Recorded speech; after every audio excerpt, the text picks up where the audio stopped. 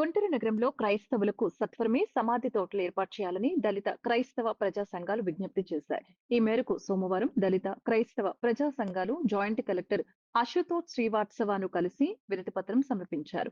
గడిచిన 4 ఏళ్లుగా సమాధి తోటల కోసం ధర్నాలు, ర్యాలీలు చేపట్టి అధికారులకు వినతి పత్రాలు సమర్పిస్తున్న సమస్య పరిష్కారం కావటం లేదని క్రైస్తవ సంఘ నాయకులు గొల్లమూడి రాజసుందరం బాబు అన్నారు.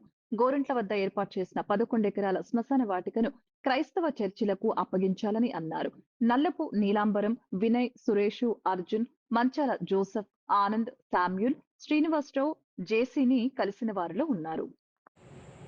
నా పేరు డాక్టర్ గోలమూడి రాజేంద్ర బాబు. అట్లాగనే ఇక్కడ దళిత భీమసేన సేవాదళ రాష్ట్ర అధ్యక్షులు, ఇంకా RPI party, republic party of India, ఇట్లా మోపతి శ్రీని గారు అందరూ కూడా ఉన్నారు. ఇక్కడ మంచాల జోసెఫ్ గారు, వీళ్ళందరూ కూడా ఉన్నారు.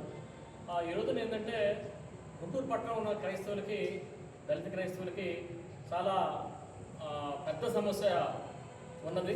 ఒకే సమాధిలో 3-4 శవాలను పెట్టాల్సిన పరిస్థితి దాపురించింది. దీని మీద 2021 నుంచి ఫైట్ చేస్తూనే ఉన్నాము. ఈ రోజున జాయింట్ కలెక్టర్ గారిని కలిసి మాకు ఆల్రెడీ గోరంట్లో ఒక ప్లేస్ అనేది ఏర్పాటు చేశారు. దానికి మున్సిపల్ కౌన్సిల్ తీర్మానం కూడా జరిగింది. 30 లక్షలతో చుట్టూ ప్రహరీ కూడా కట్టారు.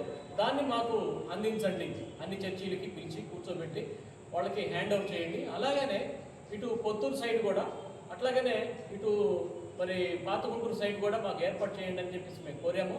మీ ఎంఆర్ఓని కూడా పంపించి మాకు స్థలాలని సేకరించాలా. ఈ లెంట్ డేస్ కాబట్టి ఈ రోజుల్లోనే ఈ సమస్య పరిష్కారం కావాల్సి ఉంటుందని చెప్పి మేము కోరాము. దానికి జాయింట్ కలెక్టర్ గారు బాగానే స్పందించారు. ఇద్దరు ఎంఆర్ఓని ఒక వారం రోజుల్లో పంపించి రిపోర్ట్ తెప్పించుకుని దీని మీద చర్యలు తీసుకుంటారని చెప్పేసి ఆయన హామీ ఇవ్వడం జరిగింది. మేము అందరితో కూడా ఊరుకోవట్లేదు. ఖచ్చితంగా చీఫ్ సెక్రటరీ గారిని కలుస్తాము, మరి సంబంధించిన మంత్రి గారిని కలుస్తాము, అలాగే ఇక్కడ ఉన్న కేంద్ర మంత్రిని కలుస్తాము, వెస్ట్ ఎమ్మెల్యే గారిని కూడా కలుస్తాము. అందరిని కూడా కలిసి సమస్య పరిష్కారానికి మేము ప్రయత్నం చేస్తాం. గుంటూరు నగరంలో ఉన్నటువంటి క్రైస్తవులందరూ కూడా